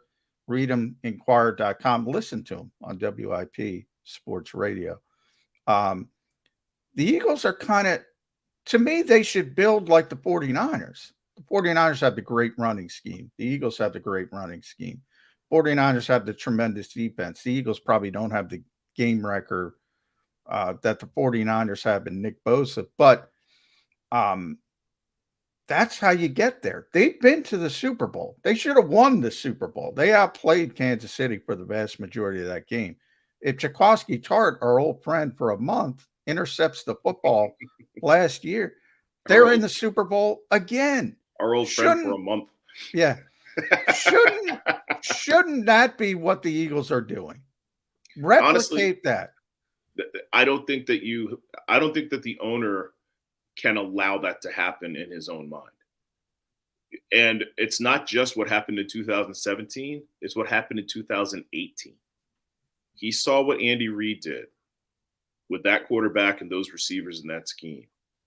And the degree of envy and the degree of, remorse was so high that they drafted Jalen Reagor. You know, it's the owner will never allow a team like that to exist in his stadium. He will never, not on purpose. Hold on. I got to get this straight. Howie Roseman told us yesterday part of the reason they drafted Jalen Reagor was because Greg Ward had such a good year the year before. What the hell was Howie talking about there? I like your philosophy better here, that they were attempting to recreate Tyreek Hill. That's why they took Jalen Reagor, you're saying? Yeah, I wrote that years ago. When Jeffrey Lurie saw there was a graphic in that Super Bowl where I think the fastest team in the NFL, you know, man for man, was San Francisco actually, and the second fastest was Kansas City. When he saw that graphic, he told Howie Roseman, "We got to get more speed. We got to get faster at all costs. We have to get faster." And that explains, if you look at their draft that year, all they did was draft fast guys, you know? So, and this happened, you know, I was told this happened. I wrote it. They've never refuted it. You know, I've seen Jeffrey Lurie 5 times since. He's never said that's not true. But that's what Jeffrey Lurie wants, and that's what he believes wins in the NFL. Now, I think you can win a lot of different ways. I think you're, like, as John said, the most likely path to success is, you know, you get a couple of tackles, put a really good quarterback between them, and then you fill in with, you know, as much speed or talent or whatever is you can. I mean, Tom Brady has proven to us that you create receivers. You can create stars if you're protected and you're good. And that's what Jeffrey Lurie wants, because the only person he's been nearly as jealous of as Andy Reid is Bill Belichick and Tom Brady. He and the other 30 owners around the National Football League too, when it comes to Belichick and Brady. Marcus, great stuff. We love having you on the show whenever you can come on. Thanks for coming on today before you head down to the NovaCare. We will get you up again in a good couple of weeks. Thanks for jumping Thanks for having me. I'll go pick up my check from Jimmy Garoppolo now. Yes, the big Jimmy G fan is Thanks, Marcus. He can afford it, Marcus. That's right. That's right. Yeah. Take care, boys. Jimmy Thanks, G Mark. doesn't need Marcus to start a GoFundMe page for him. I know he had to take a major pay cut this year to stay in San Francisco. Yeah, John, I got bad news for you. That thing's going to blow up. That is going to go I don't think south so, in San Francisco. because Kyle knows what he wants, and he doesn't want Jimmy Garoppolo. Now, if Trey Lance can't play, and then you go back to Jimmy Garoppolo, and you're at the same position you were. I do think Marcus is right when we're talking about Carson Wentz. Like Carson, Jimmy doesn't strike me as being an insecure guy. He's just gonna play. Yeah, but see, Marcus didn't understand it. You don't understand that now. Here's the point I'm trying to make. Maybe it's wrong, but I'm talking about the starter. Trey Lance is the starter, and I think he could be looking over his shoulder, insecure. Chemistry is not good because part of the locker room wants to see that's my point, though, and part of the locker room wants to see the starter play.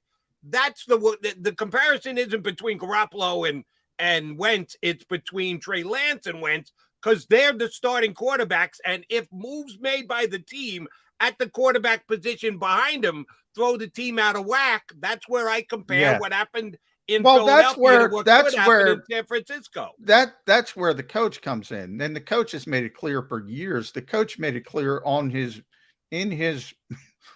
way to the Super Bowl that he needed to get better at quarterback. So I think everybody's on board with that. Now, if Trey Lance can't play, Trey Lance can't play. And then you go back to the veteran quarterback. And Tone's got a great line. Jimmy's beautiful and rich. Why would he be insecure? He's got porn stars trying to have sex with him.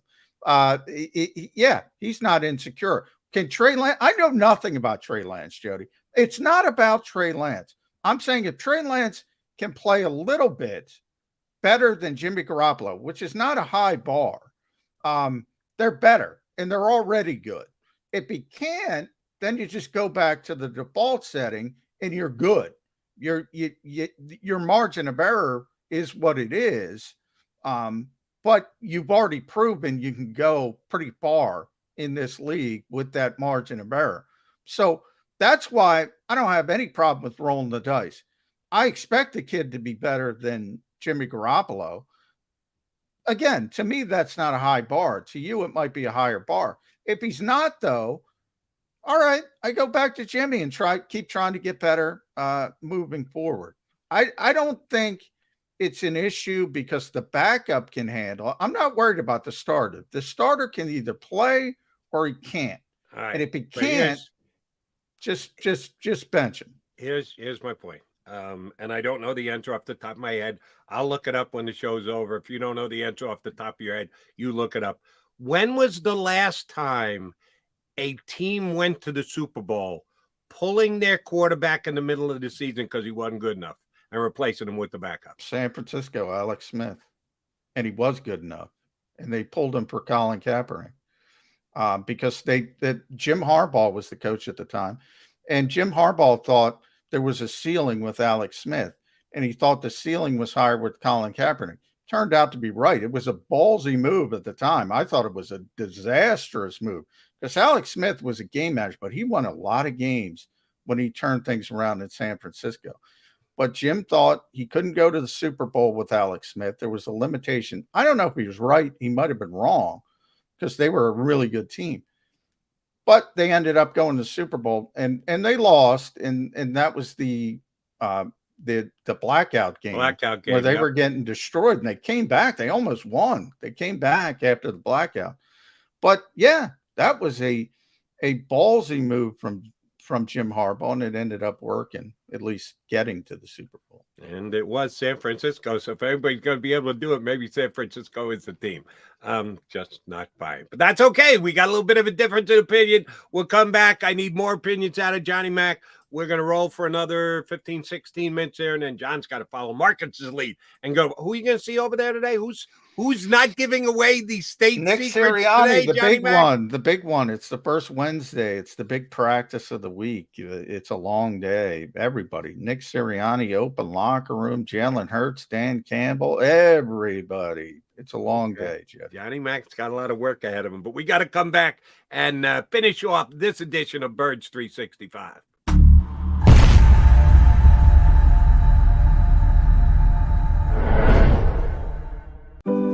My wife was in an accident that changed our lives forever. She was in rehabilitation for years. She had to learn to walk again. She couldn't take care of herself. We couldn't afford a nurse. We were running out of options. One conversation with Pond Lee Hockey changed everything. They understood what we were going through and immediately helped us navigate the legal process. We can't thank them enough. Pond Lee Hockey. Tell us your story. Go for the pulls and the pools. Go for the oohs and the ahs. Go for the bubbles and the bubbly. Go for the story and the stories. Go for the win. Go to Ocean Casino Resort. Book your trip at theoceanac.com. It's the #1 news at 10 p.m. Action News on PHL 17. Join Shari Williams, Gray Hall, Deuces Rogers, and meteorologist Adam Joseph for all the big stories at a time that's right for you. Action News at 10 p.m. on PHL 17. I get scared sometimes. Of a lot of things. Joining in. Decisions. The dark. The dark. But I once heard someone say, But as I always say, it's okay to be afraid. As long as you face the fear. And keep moving forward. Wherever you are in life, count on the name trusted in insurance for over 80 years. Independence Blue Cross.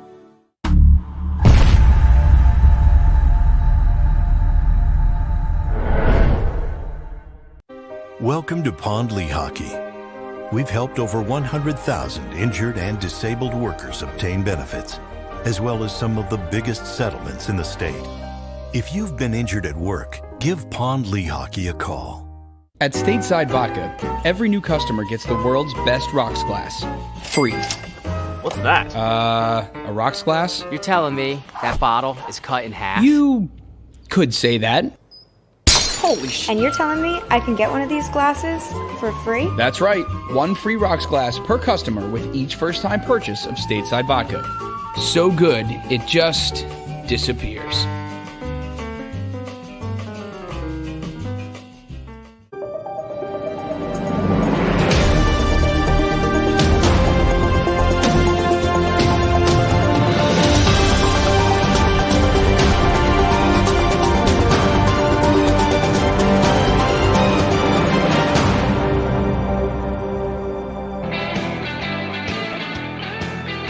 Mac guys here on Birds 365. We still got a solid 10, 12 minutes with you here today, and then John's got to get down to the NovaCare Complex because it is a busy Wednesday getting prepped for the game against the Detroit Lions on Sunday, which, oh, by the way, Eagles will not be facing Big V.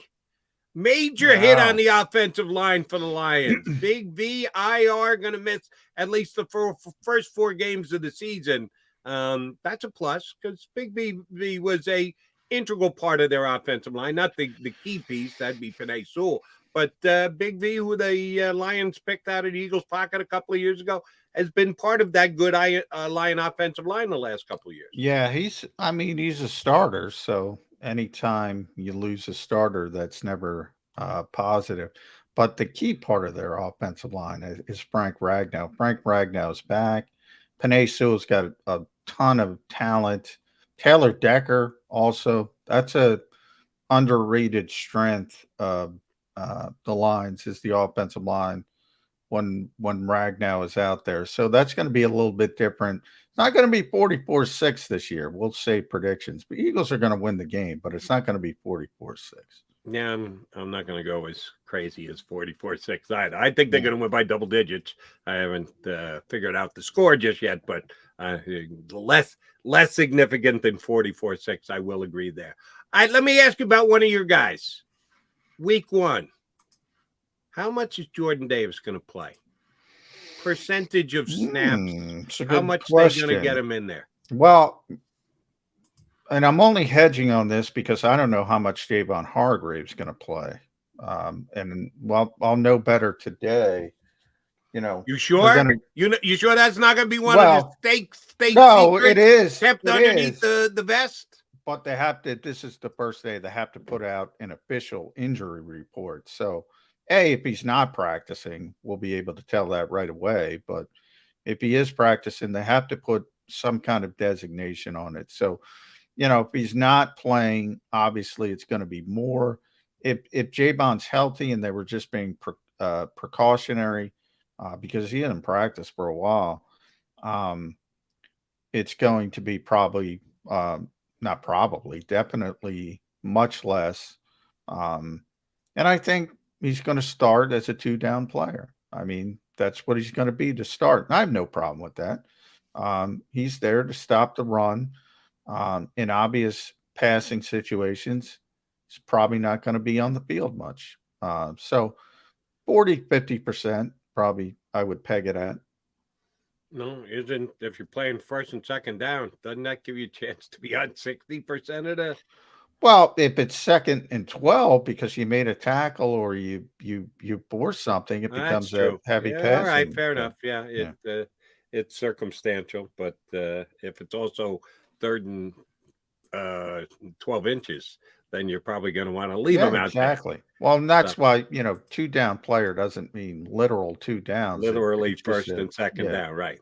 Just a description of the type of player. Got basically one other question for you, and I know I'm jumping weeks ahead, but it was officially announced yesterday. Mitch Trubisky has gotten a nod as the Steelers' starting quarterback. Good luck, Pittsburgh. He looked good in preseason. You got to I'm a Tomlin guy. I think Tomlin's a really good coach. So do I.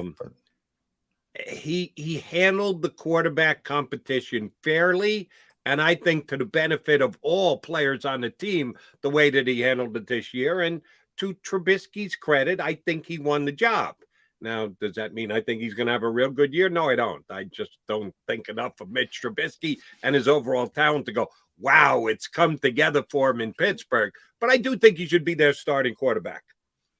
Will he still be the starting quarterback by week 8?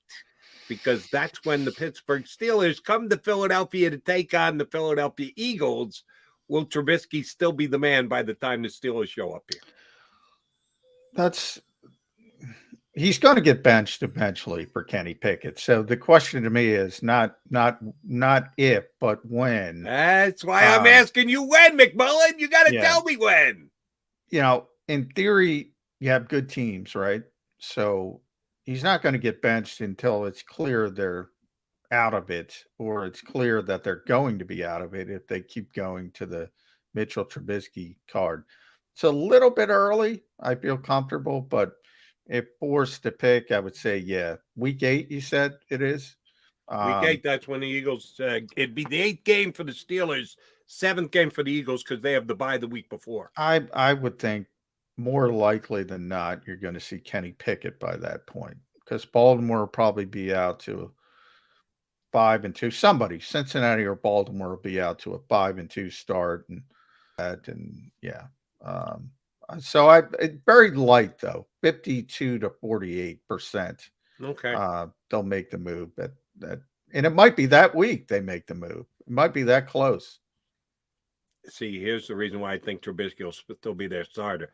The next week is the Steelers bye.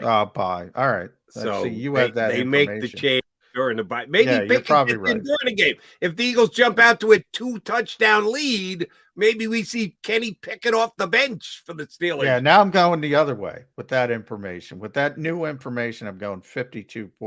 Trubisky still the starter. Then he'll get benched during the bye week. And that's probably the way. You mentioned the Ravens.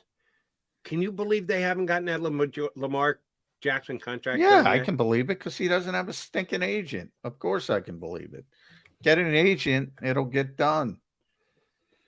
Yeah. And that's why I'm not going to pick the Ravens either. Same reason I think faith, continuity, belief in your quarterback is a must-have for a team to make the playoffs and then do something when they get there. And San Francisco doesn't have it. And I think it's going to be a shaky season all year in Baltimore because people are going to be looking over there. Lamar's not running as much as he usually runs. Is Lamar protecting himself? Is Lamar worried about the fact that he doesn't have a contract? I think you need to have all your quarterback, player, teammate relationships, coaches in a row. And I'm not sure either one of those two teams do because they're both really talented teams. I like the Ravens roster a lot. I like San Francisco's roster a lot. What's going to push both of those teams off course? Quarterback questions. Well, I think both situations are unique. One, Baltimore is not wavering at all from the quarterback. They just can't get something done. Nobody's even intimated. The quarterback is the one I fear is going to be wavering. Not Baltimore, the actual quarterback. But you mentioned faith in the quarterback. Baltimore has faith in the quarterback. Now, San Francisco doesn't have faith in the quarterback. And I've already proven they can win when they have zero faith in the quarterback. I don't know how much faith that, and by not faith, I'm talking about Jimmy. I don't know how much faith they have in Trey Lance. Again, he's a complete unknown. But they had no faith in the quarterback. They took the air out of the football on the way to the Super Bowl because they had no faith in the quarterback. They've already proven they can traverse those waters. In the case of Baltimore, they have faith in the quarterback. So if you're saying Lamar might not run the football because he doesn't want to get hurt, I guess. But that's not, to me, that's not about faith in the quarterback. That division's not as deep as it usually is, because Pittsburgh is going to take a pretty significant step back, and Deshaun Watson's going to be suspended for the vast majority of the year. So I think it turns a 4-horse race into a 2-horse race. And, Baltimore's a good football team. Cincinnati's good. And I think those issues hampering Pittsburgh and Cleveland are going to help elevate those two teams. That's fair. I'm not high on either Pittsburgh or Cleveland this year either. All right, Johnny Mac. So when you go down, hang out with your beat guys today. Tell them your partner, Jody Mack, said today. The Eagles are winning 12 games, and the Eagles are going to the Super Bowl. Wow. I am on the record on both fronts. I've gone from 11 to 12. There's a chance that somebody's going to win 13 games in the NFC. I It could even be the Eagles. I'm sticking at 12. I'm not going to 13. I'm staying at 12. So I don't know about. We know. Well, I'll tell you this. We know who's going to be the popular one on this show this year, and it's not going to be me. All right. Well, yeah, I'm a game ahead of you. And McMullen's picking 11. It's not like he's saying the Eagles are going to stink. He's got I'm him not picking the Super Bowl. Got him 11-6. I'm not picking the Super Bowl. Yeah, I'm picking the Super Bowl. 11 wins, NFC East title. I don't think that's hating. I don't think that's hating at all. But where I do disagree with you is, yes, the Eagles will go further than the San Francisco 49ers this year. I am going to the Super Bowl, so they have to be further. But I have more faith in the quarterback blow-up in San Francisco than you do, which will give us something to look at every single week during the season. All right, partner, safe trip down to the Wells Fargo, to the NovaCare complex. See if you can get anybody to tell you anything today. Good luck with that. Competitive advantage. We're going to keep that in-house, Jody. I'm going to keep my thoughts about that in-house. No, that doesn't work, my friend. If you're here on Birds 365, you got to speak your mind like Marcus Hayes does. Except what the was he talking about? Jimmy Garoppolo killed the Eagles? He threw for under 200 yards. They put up 17 points. Yeah, how the hell could he kill the Eagles? He did complete 73% of his passes. I think that's where Marcus was going, but 73. Yeah, you can't let quarterback in the NFL throws for under 200 yards. You cannot then, after the fact, describe that and put up 17 points as you can killed the opposition. No, I'm sorry, it can't. You can if you are the owner of the Eagles. Remember the unstoppable Nate Sudfeld, who we'll see this week. I think he threw for 130 yards, and the Eagles owner called him unstoppable. Well, we can agree to disagree. All right, partner, safe travels down to the NovaCare, and I say you and I do it again tomorrow. You up for it? Yeah, let's do it day to day. Let's see if I get through Wednesday, but I plan on being here, Jody. We'll see everybody back here on Birds 365 in 2 and 2. You've been listening to Birds 365, the destination for the passionate Eagles football fan who bleeds green. If it's Eagles football, we're talking about it. Debate inside the locker room and guests that are some of the greatest football minds from around the region. We hope you enjoyed the show. We know we had a blast. Make sure to like, comment, and subscribe, and we'll be back soon. But in the meantime, hook up with us on social media at JAKIB Sports. See you next time on Birds 365.